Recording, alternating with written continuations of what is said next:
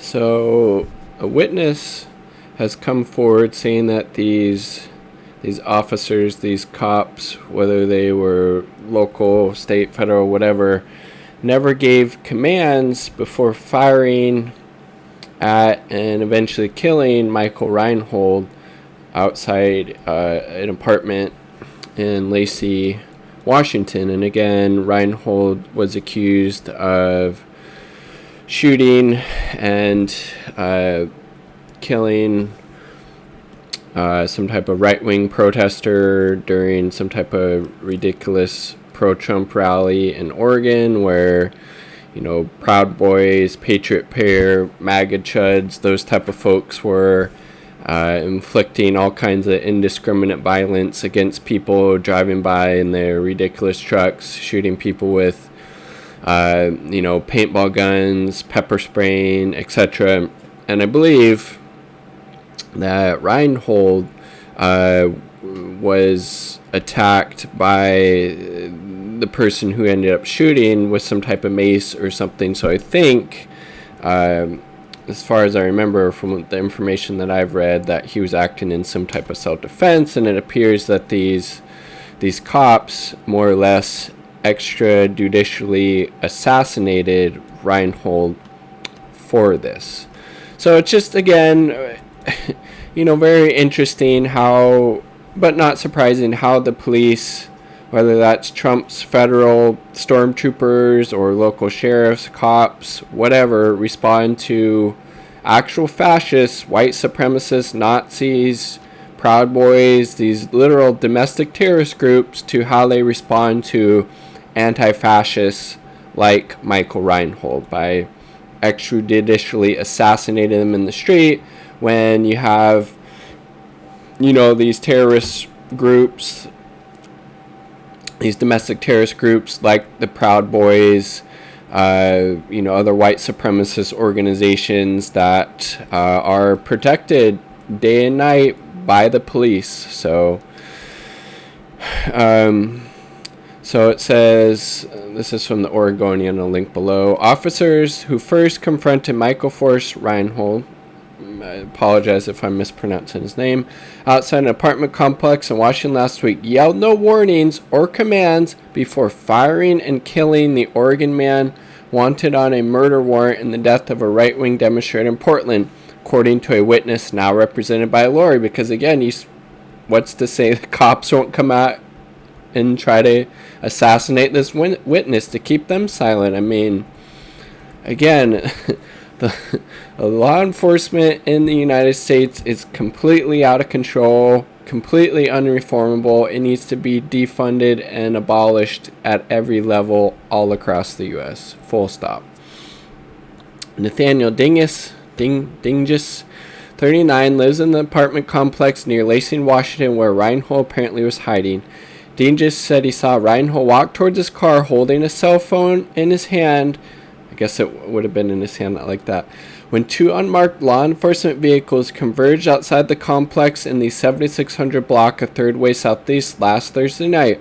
Officers began firing at Reinnoehl, according to a statement issued by Dingus, lawyer Luke Laughlin, on his behalf.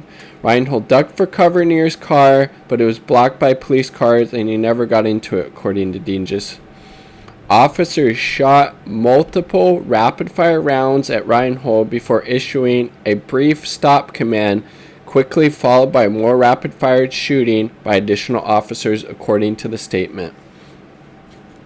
Again, this witness is saying the cops issued no type of warning, no type of identification. They basically just opened fire and assassinated Reinnoehl right there on the spot. Taxpayer dollars hard at work.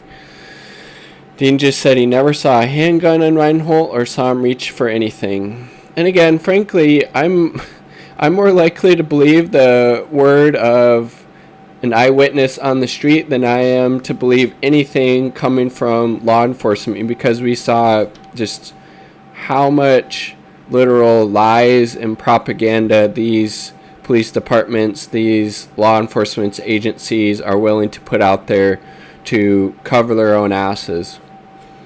Other witnesses told the Olympian the night of the shooting that Reinnoehl had a gun, and they reported hearing dozens of gunshots fired before Reinnoehl lay dead in the street. An officer was caught on one witness video doing CPR on Reinnoehl as he was motionless in the street. Police have said Reinnoehl was found with a handgun, but not said if he fired any shots at officers. Again, just imagine how much differently this would have went if Reinnoehl was a member of the Proud Boys or another white supremacist organization. You guaranteed he would have been treated with kid gloves.